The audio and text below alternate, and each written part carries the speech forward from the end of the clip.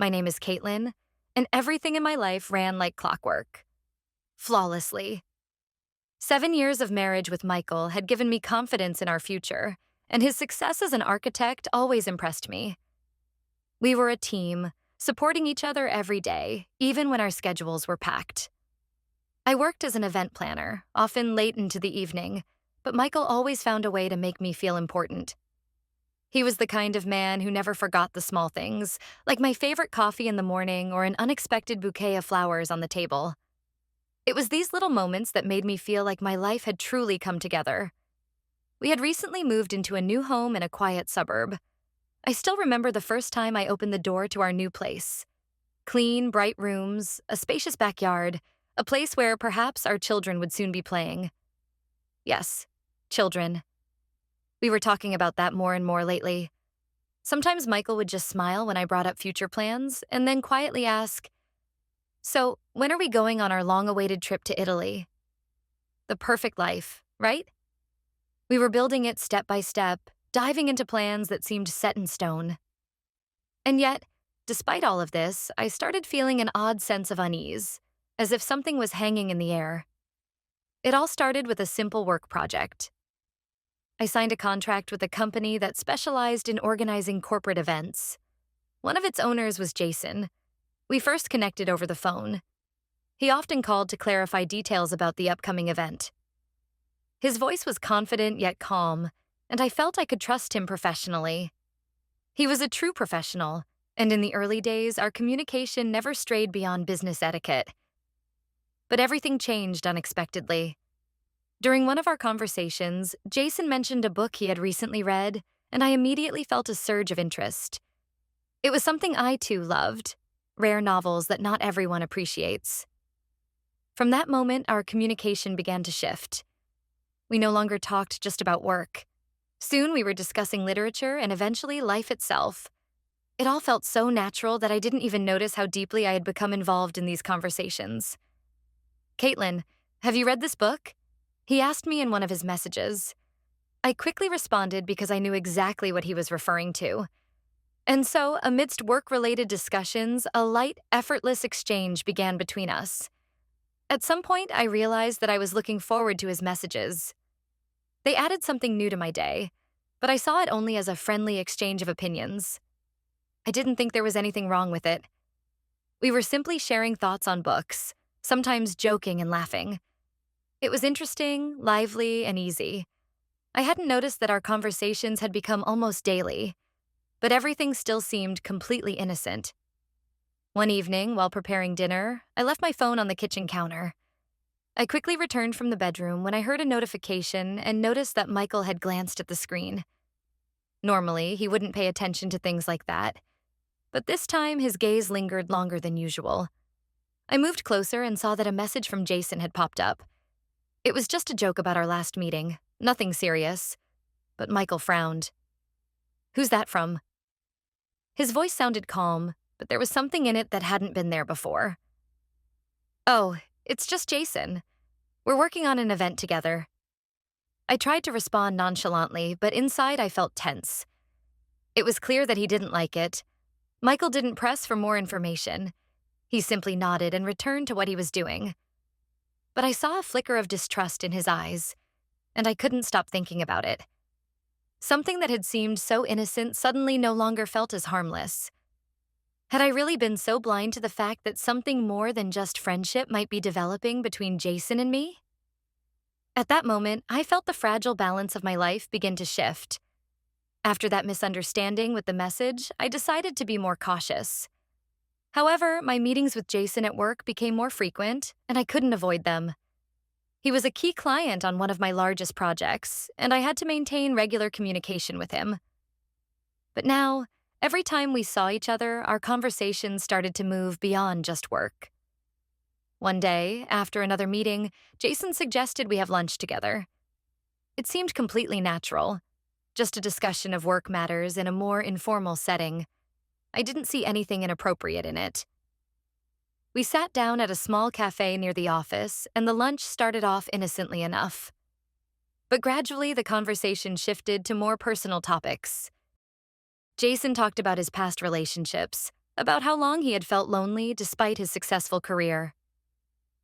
"You know," he said, looking me straight in the eyes, "sometimes success in life doesn't make up for the lack of true closeness with someone." His words struck a chord within me. Even though I was married and had an ideal life, at that moment, I realized that his words resonated with me. I didn't say anything significant in response, just nodded and continued listening. But something had changed. After that lunch, our meetings were no longer strictly professional. We began to talk more about personal matters, sharing thoughts and feelings that I had previously kept to myself.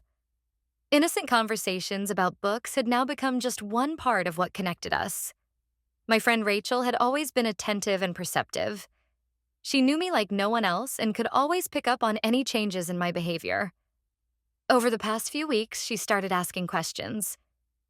"Caitlin, are you okay? I feel like I haven't seen you in forever." I brushed it off, blaming work and my busy schedule. But the truth was, I had begun to distance myself not only from her, but from Michael as well. Rachel knew me better than I realized, and it wasn't easy to fool her. She noticed that I was talking less and less about Michael, and one day she asked me outright, "Hey, is everything okay between you two? You seem so distant lately. I can tell something's up." I dismissed her concerns, pretending to be busy. "It's just work," I replied with a smile that was as strained as my explanation. I knew she didn't believe me, but I wasn't ready for the conversation to go any deeper. We made plans to meet up over the weekend. I decided it would be a great opportunity to distance myself from thoughts of Jason, to return to my normal life, to my marriage, and my friends. Rachel suggested a day at the spa to relax.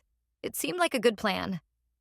We immersed ourselves in the peaceful atmosphere, talked, laughed, and for a while I really managed to forget about the tension I had been feeling because of Jason.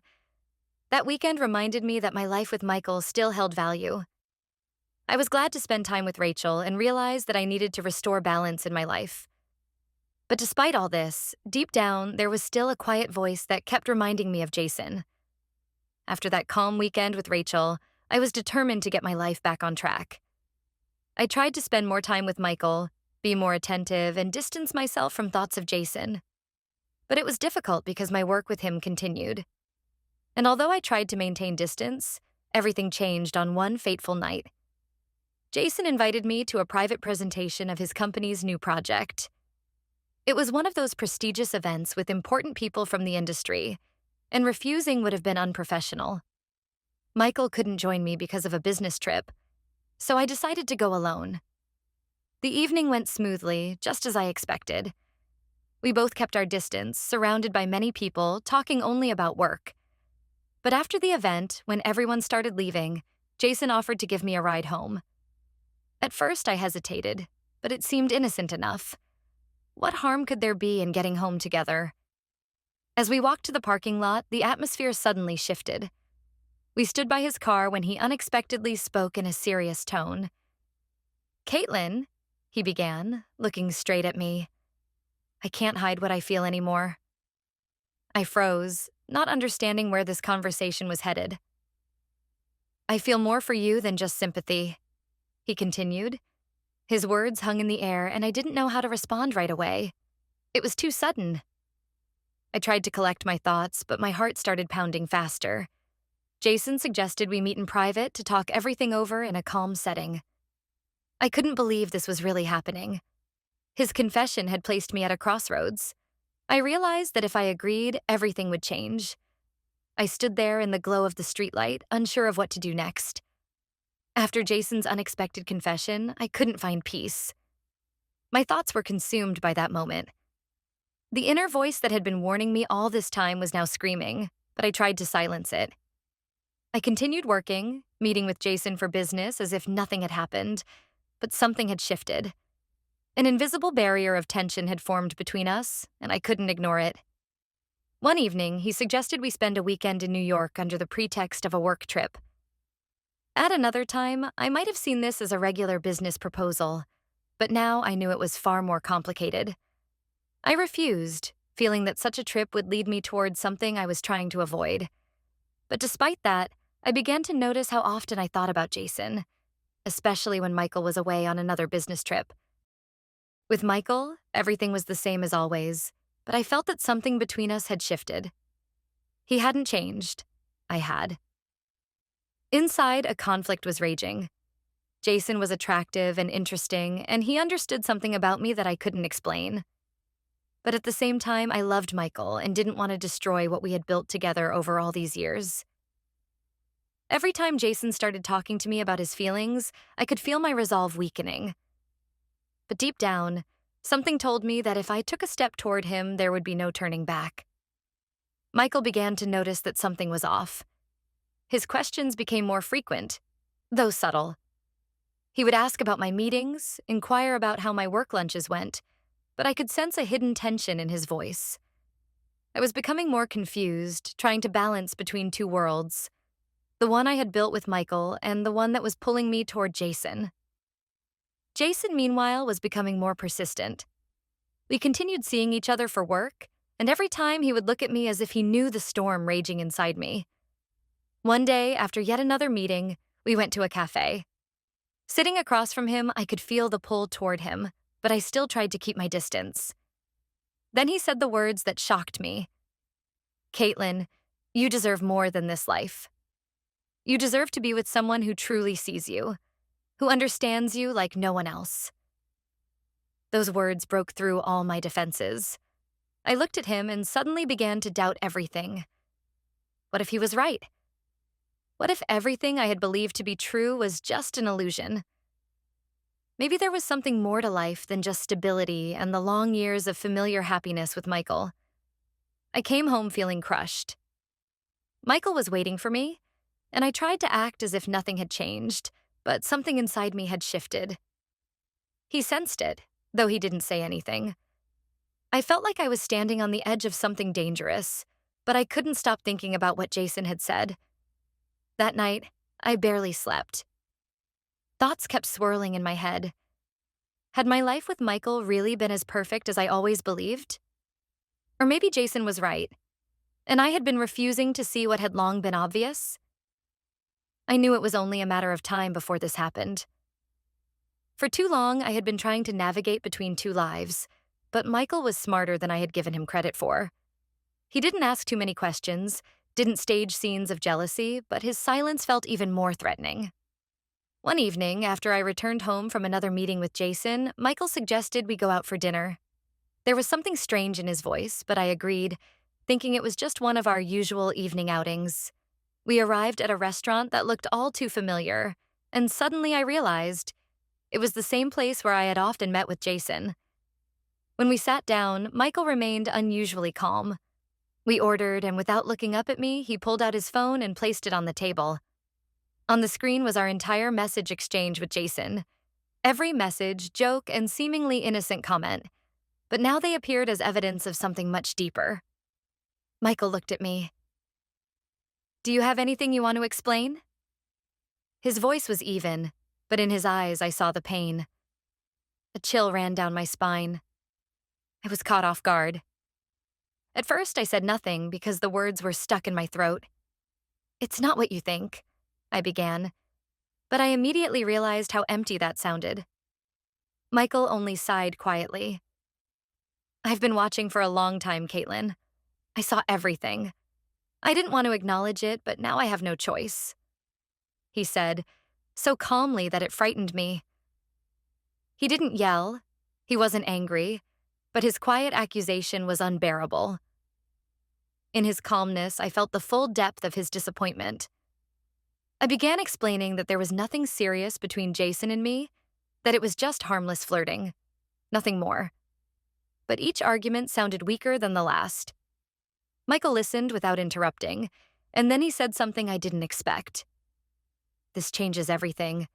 We're not who we were before." I realized then that I had destroyed something far greater than I had ever imagined. After that conversation with Michael, I returned home with the feeling that the ground was slipping from beneath my feet. Everything I had once considered stable and unchanging had crumbled in an instant. Our house, which had recently seemed so perfect, now reminded me of the life I had destroyed with my own hands. Michael kept his distance, not expressing anger or accusations. His calmness was worse than shouting. It was a full acknowledgement that what we once had could never be restored. I could feel his pain, his disappointment, and every day spent with him in the same room was a painful reminder of what I had lost. The true turning point came when I saw Jason's real side. Shortly after that conversation, Michael suggested that we temporarily live apart, and I moved in with Rachel for a couple of weeks. During this time, Jason asked to meet in private. I agreed, thinking that I might finally find the answers to all the questions that had been tormenting me. But at that meeting, Jason was different. We sat in his office, and his insistence began to frighten me. He was no longer the pleasant conversationalist with whom I could easily talk about books or life. Now, he wanted clear answers from me. "What now?" he asked. His voice had become demanding, and I realized that I had trapped myself in a situation of my own making. "I can't do this," I quietly said, realizing that I couldn't build a relationship on the ruins of my old life. His reaction was unexpected. Rather than the support I had hoped for, he began to pressure me, demanding more.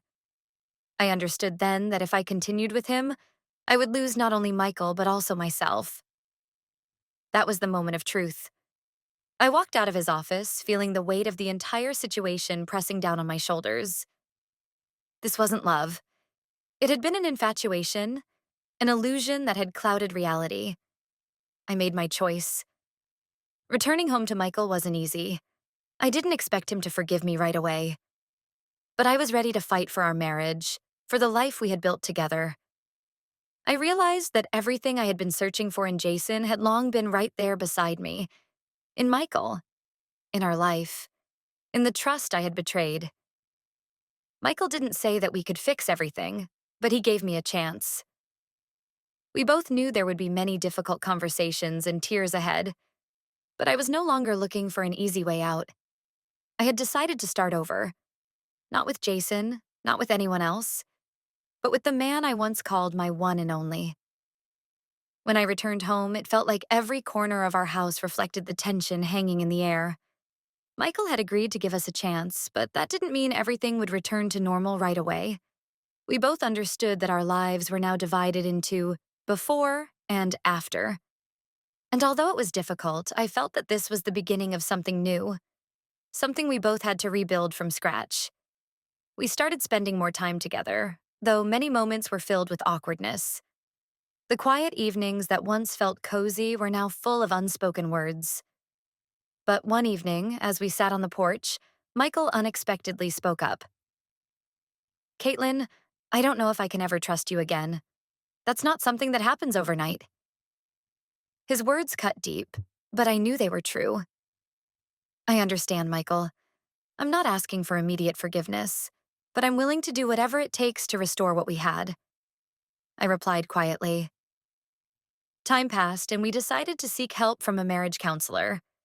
I knew that if we wanted to save our marriage, we needed tools and support to deal with what had happened. The sessions were tough. We talked about things we had previously avoided. Michael opened up about his fears and pain, and I acknowledged my mistakes. But slowly, I began to notice small changes. Michael started smiling at me again, occasionally, like he used to. We began discussing the future, not as confidently as before, but with hope. I felt that we were both ready to walk this path together. Jason was no longer part of my life. I realized that my infatuation with him had been just an attempt to escape from my own internal fears and doubts. But it was a lesson that taught me relationships require not just love, but honesty, effort, and constant attention. This new phase was full of challenges, but I felt that Michael and I were finally moving forward. And though there was still much to overcome, I knew that this path to healing was the only one that was right for us. A few months had passed since we started working on our relationship. Michael and I were still in the process of rebuilding trust, but I began to notice the little things that once made our life feel warm and comforting starting to return. Sometimes it was his unexpected questions about my day, or a suggestion to watch a movie together. In those moments, it seemed like he was allowing himself to forget the past, and that gave me hope. One evening, as we sat in the kitchen after dinner, Michael suddenly suggested a trip. Why don't we go somewhere for the weekend? Just the two of us to get away from everything, he said, with a lightness in his voice that I hadn't heard in a long time. I was surprised, but at the same time excited. It felt like a return to the days when we made spontaneous decisions, when life seemed simple and free. We chose a small town on the coast, a place we'd never been before. The moment we arrived, we felt that this was exactly what we needed. Walks along the sandy beach, quiet conversations as the waves crashed onto the shore. All of it reminded me of the days when we had first started dating. We were just two people who loved each other, without all the complications that life had brought later. One evening, as we sat on the terrace of our small cottage watching the sunset, Michael took my hand. For the first time in a long while, he looked into my eyes with a warmth I hadn't felt in ages. "You know, I never thought we'd be able to get through this," he said quietly. I squeezed his hand and replied, "Neither did I, but we're still here, Michael." And I think that means more than anything. That moment became a new beginning for us. We realized that despite all the pain and betrayal, we had still chosen each other. This was no longer a marriage out of habit or convenience. It was a conscious choice, made with the understanding that love requires effort and commitment. The trip became a turning point for us, where we understood that we could rebuild our future. We weren't going back to what we had before, but we were beginning to create something new, more mature, more intentional, and perhaps even stronger than before. After we returned from the coast, something truly changed. Michael and I began rediscovering each other, as if we were learning to be together all over again. I noticed more laughter in our home, and our conversations carried less tension. But despite these small victories, I knew that fully rebuilding trust would be a long process, and each step forward was significant. One evening, as we were having dinner at home, Michael unexpectedly brought up the future. "Caitlin, I've been thinking about something we talked about before. About having kids," he said, carefully choosing his words. His statement caught me off guard. We hadn't discussed that since everything had happened. The idea of having children had once been a natural part of our plans, but so much had changed since then. "Do you really think we're ready for that?" I asked, feeling a tightness in my chest. It wasn't the thought of children that scared me. It was the fear that we might not have healed enough yet. Michael looked at me thoughtfully. "I'm not saying we need to make a decision right now, but I think it's something worth discussing. Maybe not right away, but I see how we're moving forward. And I want to think about our future, what it could look like," he said with that quiet confidence that had always drawn me to him. His words reassured me. I realized that Michael was truly ready to give us a chance at something greater, despite everything we had gone through. And that made me believe that our journey to healing was real and filled with potential. From that moment on, we began talking about the future more often. Slowly, without setting strict expectations, but exploring new possibilities for the two of us. And while I knew there were still many things we'd need to discuss and figure out, I no longer felt afraid of it. Instead, I saw a new horizon before us. Two people who had learned to find each other even in the most difficult moments.